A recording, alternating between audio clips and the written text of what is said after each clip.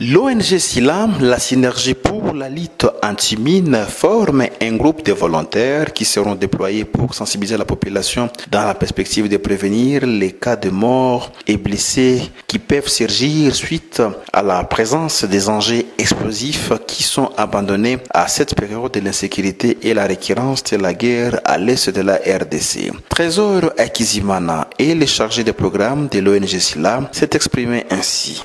C'est juste pour essayer de redonner encore le message à ces agents pour essayer d'aller dans la communauté et essayer de partager à la communauté les messages qui concernent la prévention sur les dangers liés aux engins explosifs, dont notamment comment la communauté devrait se comporter face aux dangers liés aux engins explosifs, qu'est-ce qu'elle devrait faire malgré les risques qu'elle est en train de courir sur les engins explosifs, comment est-ce qu'elle devrait s'adapter.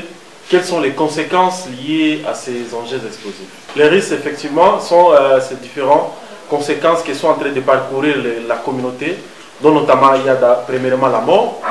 Il y a une personne victime des engins explosifs peut se retrouver dans la situation de handicap si on ne fait pas attention. Partout où on va constater qu'on est dans un contexte de guerre, et lorsqu'il y a des guerres d'ici et là, il y a possibilité de trouver ce qu'on appelle des engins explosifs, notamment en Swahili qu'on appelle les mabaki à vita. Parce qu'il y a des engins qui sont lancés mais qui n'explosent pas, qui restent dans la communauté. Et il y a les engins que nous appelons les engins abandonnés. Le premier comportement de sécurité à utiliser, c'est de ne pas toucher les engins. Car les engins, ils ressemblent à des objets que nous utilisons dans nos maisons. Un autre comportement lorsqu'on se retrouve face à un engin, c'est de reculer à quelques pas de là où l'on vient. Un autre aussi comportement, on peut nous dire de ne pas toucher, mais allez-y comprendre, il y a ces gens-là qui sont toujours curieux.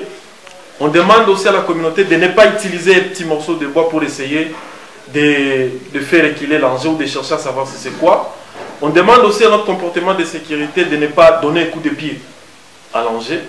Et aussi un autre comportement de sécurité, de ne pas essayer de le brûler.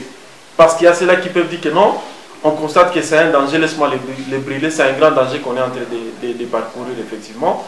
On demande aussi à la communauté d'informer les autres. Lorsqu'on recule des pas, d'aller informer les autres que tel pas, on a constaté qu'il y a un danger, qu'il y a un danger explosif qui se retrouve dans notre milieu, de faire attention et d'essayer de ne pas accéder dans cette zone-là.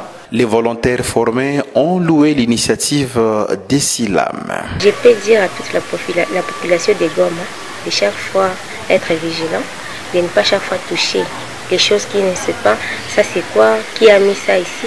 Donc il ne faut pas toucher et piétiner là où tu ne sais pas. Il faut bien regarder là où tu veux piétiner. Wakati vita inakuwa katika nchi au katika mgini, wale waskari na wale wanafanya vita wanatumikisha vyombo mbalimbali ambavyo wakati vita inakuwa havipasuki. Kuna nyingine ambayo inabakia, ambayo wakati askari wanakimbia inabaki na inakuwa hatari kwa population yetu kama kwa raia yetu.